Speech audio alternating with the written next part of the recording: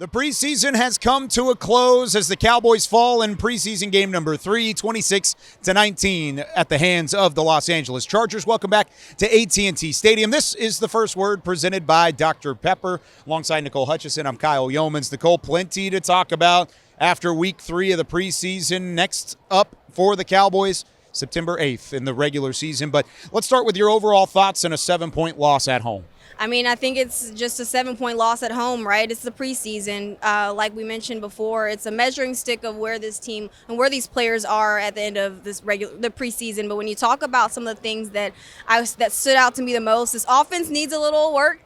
Third down conversions, 47% there. Fourth down conversions, you were impressed there. But I think that there's a lot more work to do with this offense. And let's start with Trey Lance in the quarterback position. Today, I mean, if you start with just the initial stat line, it looks pretty good. 33 of 49 passing. He threw it nearly 50 times, 323 yards, and he had a passing touchdown and a rushing touchdown with 90 yards. But there's just one kicker, 5 interceptions on the day. Now, he's forcing the ball into tight windows. He's trying to test downfield. He's trying to do a number of different things in his final real game reps, possibly of the season. What did you think in his finale and the way he battled but also had some lapses along the way? The first opening drive for the Cowboys, I was impressed, and I thought that he was going to run away with that. I mean, a 14-play drive. You saw him connecting with multiple receivers. You saw him obviously handing off the ball to Malik Davis, Royce Freeman. I mean, I think that it's not his fault that there's still a lot of room to grow for him, and I think that a lot of people really have to have grace when it comes to Trey Lance. But 5 interceptions, I'll say, I'm going to give him some grace here.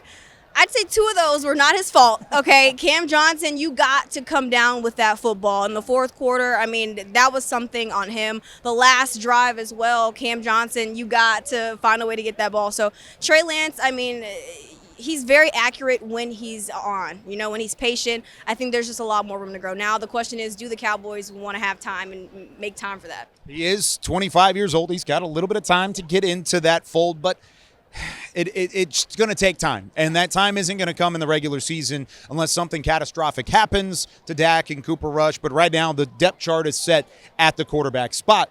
Is the depth chart set at running back, though? That's the number one thing. I mean, a lot of eyes today on Deuce Vaughn, Royce Freeman. Both guys had solid games. Deuce Vaughn, nearly 6 yards per carry, had a long of 18. What did you see from the running backs that we got some good run today?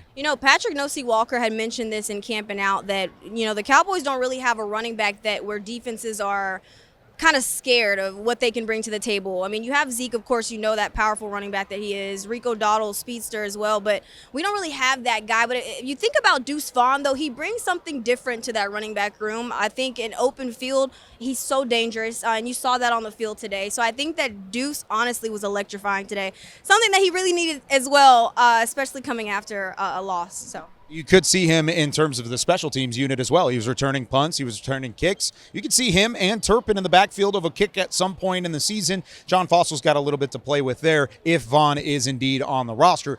Last question here. We got to flip to the defensive side of the ball. Saw some good stuff from the defense today. Another couple turnovers. They kept the Chargers offense at bay despite really giving up the big play to former Cowboy Simi Fehoko.